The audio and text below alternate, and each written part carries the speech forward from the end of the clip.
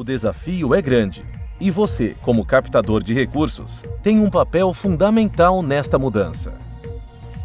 As ações para promover benefícios a toda a população começaram há muito tempo. Acompanhe agora a história do terceiro setor no Brasil e os movimentos da sociedade civil. 1500 a 1808. Brasil Colônia. O ato religioso de misericórdia. Durante os primeiros 3 séculos após o descobrimento do Brasil, havia 2 fontes de doações muito fortes: os coronéis e donos de terras, clientelismo, e a Igreja Católica. A proteção e os favores concedidos eram considerados como um ato de bondade para as pessoas que prestassem serviços e lealdade à Igreja e aos coronéis. Tais ações apenas reforçavam a situação social e não buscavam provocar qualquer mudança. As ações eram realizadas por indivíduos e pela Igreja em caráter de benevolência. 1822 a 1930. Da independência à República, a industrialização e o Estado de costas para as questões sociais. Com a independência do Brasil, o Estado e a Igreja começam a se afastar. O poder político, que até então se concentrava no Nordeste, se deslocou aos poucos para a região Sudeste.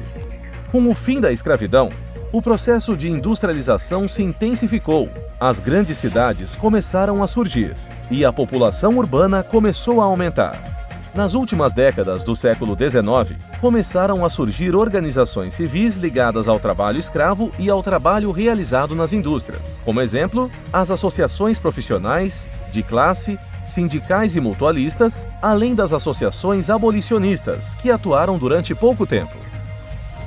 1930 a 1945. Nova República.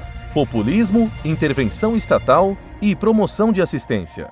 O fim da República Velha, a partir dos anos 20, é marcado por movimentos urbanos, como a Greve Geral de 1917, o movimento anarco-sindicalista, a fundação do Partido Comunista, o movimento tenentista e a crise do antigo sistema de governo.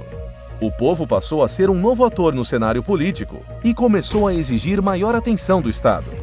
O Estado, então, passa a intervir na sociedade e na economia.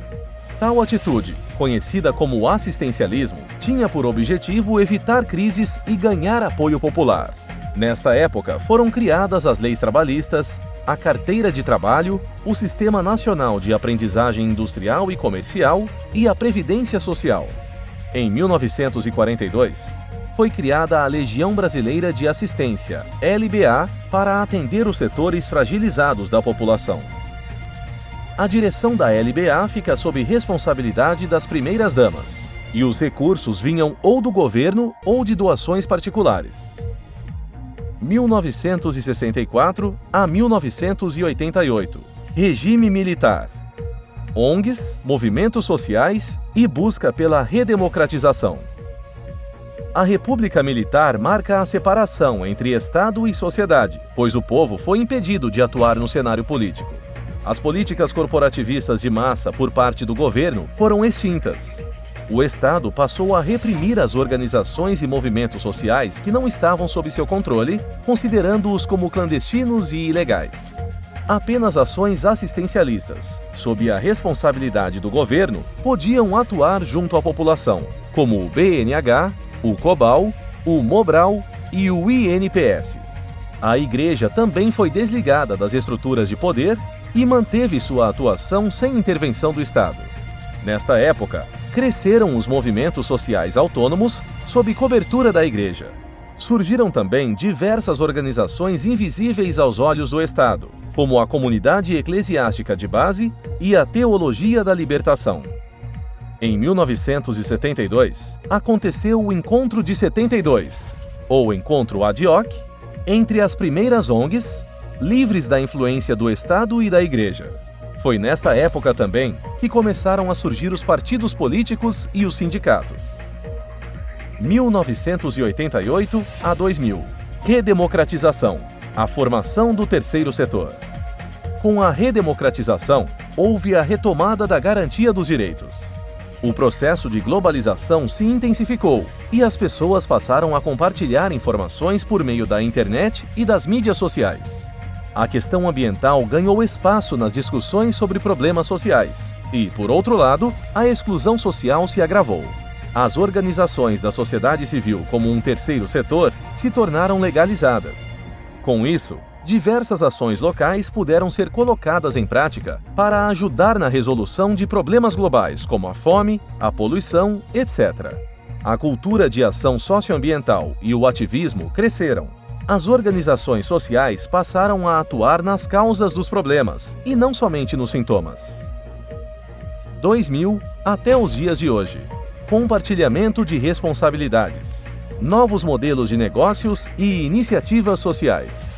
O cenário atual de investimento social se fortaleceu por conta dos eventos econômicos, culturais e sociais que aconteceram no Brasil e no mundo. Mas, apesar do grande crescimento econômico na última década, o Brasil ainda é um país em desenvolvimento e enfrenta diversos desafios socioeconômicos. Outro aspecto importante do contexto atual é que a classe média trabalhadora cresceu em quantidade de pessoas e em renda per capita.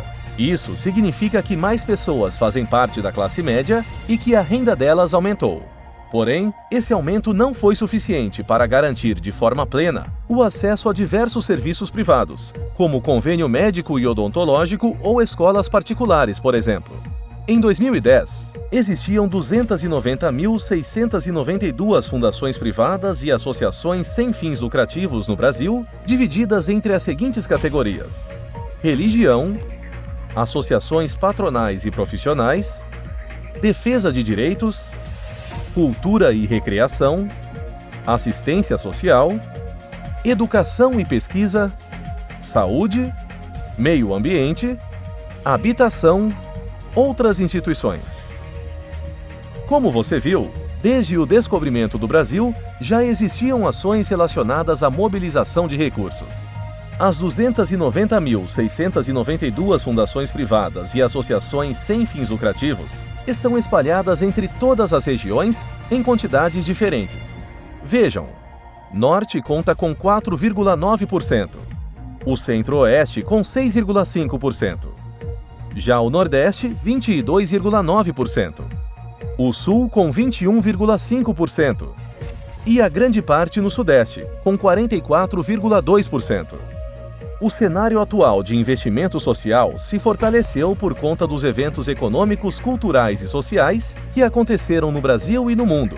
Mas, apesar do grande crescimento econômico na última década, o Brasil ainda é um país em desenvolvimento e enfrenta diversos desafios socioeconômicos.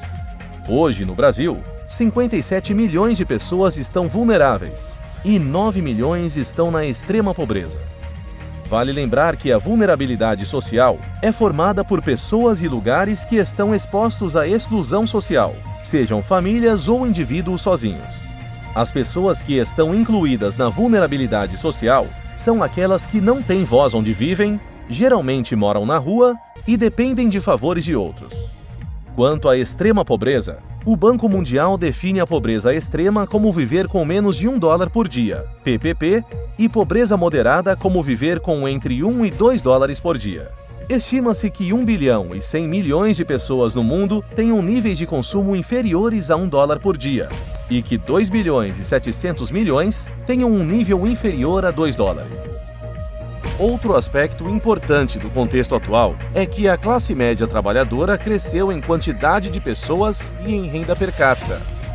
Isso significa que mais pessoas fazem parte da classe média e que a renda delas aumentou. Esta foi a história do terceiro setor no Brasil e dos movimentos da sociedade civil. Lembrando que você poderá consultar mais materiais e dicas em www.captamos.org.br ou www.quatroetapas.com.br.